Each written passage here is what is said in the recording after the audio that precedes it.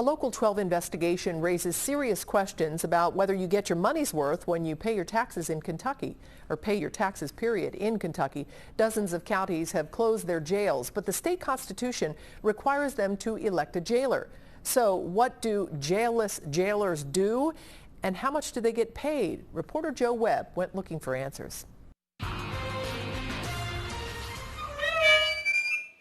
When you think of a county jail, this is probably what comes to mind. A dark, dingy steel cage with graffiti counting down an inmate's time. This jail was used from 1869 until the early 1980s. The old Bracken County Jail is now just really secure storage.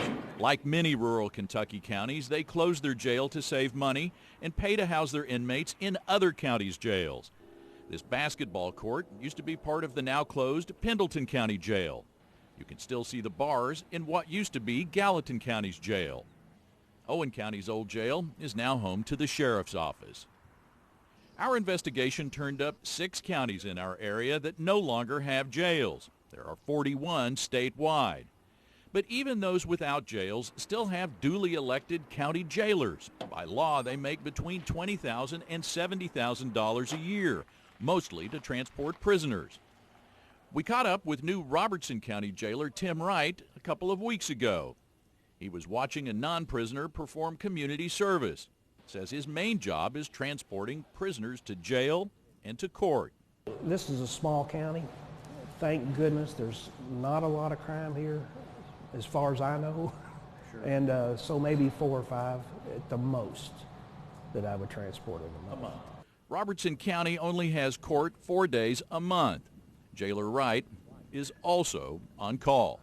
I was called out twice at nighttime last month, in the month of January. So far, luckily, I haven't been called out.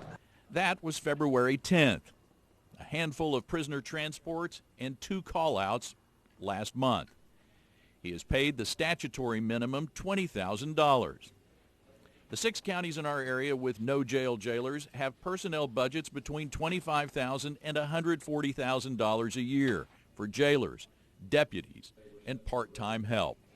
Jailers without jails are costing Kentucky taxpayers about $2 million every year, and that's caught the attention of a freshman lawmaker who's tackling this issue head on. You know, if a city went out of business, would we still elect a mayor? Would we have mayors without cities like we have jailers without jails? I mean, common sense tells you absolutely not. Phil Moffitt has filed House Bill 151 that would eliminate the jailer position in counties without jails. County sheriffs would take over prisoner transport. It's something we should do. We need to be able to prove as a legislature that we're willing to do the small things to save money. And I think this is a layup, if you want to use a basketball term. Not everyone is so sure it would save money. Pendleton County jailer Ken Kells houses his prisoners in Boone County, a 2-hour round trip. Kells says he and his staff drove 56,000 miles last year and stay busy every day. We will go to 3 and 4 different jails, and we'll bring as many as 20 people at times to circuit court. In order to do that, you have to have help. Kells transported 318 new arrests last year and 546 inmates to court. Bracken County transports about 250 inmates a year and spends $47,000 for the jailer and part-time deputies. I think that's good use of county money. You know, some counties it probably makes sense for the sheriff to do it, and I don't believe it does in Bracken County. Tim Wright says he doesn't know what the best solution is, but says he's doing the job he was elected to do. He suspects some no-jail jailers are skating by, but he feels he is earning his $20,000 salary. If people are honest, things work. If people are dishonest, they don't work. That's going from the highest level of government down to a jailer with no jail. But honestly, you have to ask, does every county need a jailer, especially when it has no jail?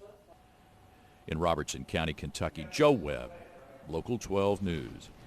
And the bill has been assigned to a committee but has not been brought up for discussion. Moffitt thinks there is a good chance it'll die for lack of support before it's even debated.